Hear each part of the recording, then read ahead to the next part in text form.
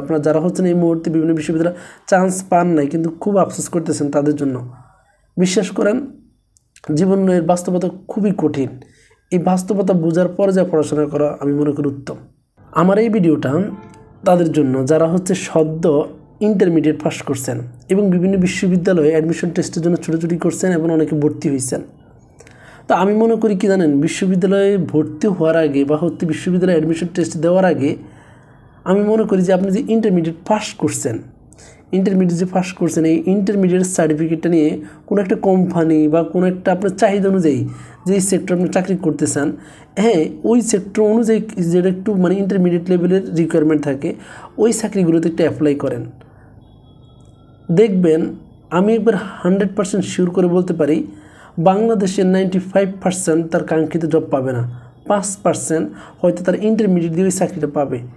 বাংলাদেশে intermediate certificate বা হচ্ছে এই সার্টিফিকেট অ্যাভেলেবেল চাকরি মোটামুটি আছে, কিন্তু বাস্তবতা সম্পূর্ণ ভিন্ন প্রেক্ষাপট। আজকে যদি আপনি একটা ভালো চাকরি পান ইন্টারমিডিয়েট দিয়ে, তাহলে অনার্স করলে হয়তো ভালো একটা চাকরি পেতে পারেন, সম্পূর্ণ অনার্স পড়ার হয়তো আরও ভালো পেতে পারেন।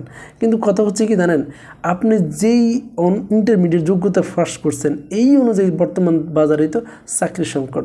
তো আপনারা যারা হচ্ছে বিভিন্ন বিশ্ববিদ্যালয়ে চান্স পান না, যারা যে কান্নাকাটি করতেছেন, হয়তো এই কান্নাকাটিটা আপনি আজকে বা কালকে বা পরশু একদিন কোনো না কোনো একটা চাকরি বা কোনো কিছু একটা যদি আপনার রিজিকের ব্যবস্থা হয়ে যায়, তাহলে সেই পর্যন্ত আপনার কান্নাকাটিটা শেষ হয়ে যাবে। কিন্তু আপনার বন্ধু যে ইউনিভার্সিটিতে অলরেডি অ্যাডমিশন হয়েছে, সেও হয়তো এই 100% স্টুডেন্টের মধ্যে 20% স্টুডেন্ট হয়তো তার কাঙ্ক্ষিত স্বপ্নের মধ্যে পৌঁছাতে পারবে, কিন্তু 80% স্টুডেন্ট কী করবে, তার এই কান্না আপনি যে কান্নাটা করতেছেন আজকে, তারাও ঠিক এই কান্নাটা করবে যারা বাংলাদেশে পড়াশোনা করবেন এবং বাংলাদেশের প্রেক্ষাপট অনুযায়ী।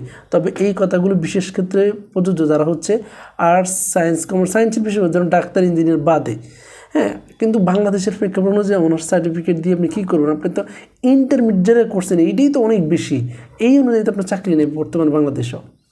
কারণ বাস্তবতায় আসেন, বাস্তবতা বুঝলেন, তারপরে যে একটা অনার্স করেন। কারণ এর আগে কইরা কারণ হচ্ছে নিজের মধ্যে হতাশা বাড়ায়া দেখেন না, কয়েকদিন পর বিভিন্ন ইউনিভার্সিটির এই বর্ষের ওই বর্ষের ছাত্ররা ফাঁসি দেয়, আত্মহত্যা করে। কেন? এই বিষয়গুলো যারা রিয়েলাইজ করে তারাই হচ্ছে দেখছে সামনের পথ অন্ধকার।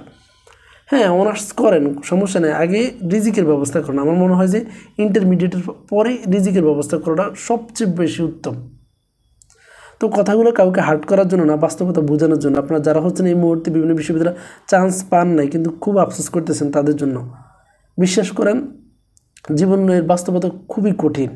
এই বাস্তবতা বোঝার পরে যা পড়াশোনা করা আমি মনে করি উত্তম।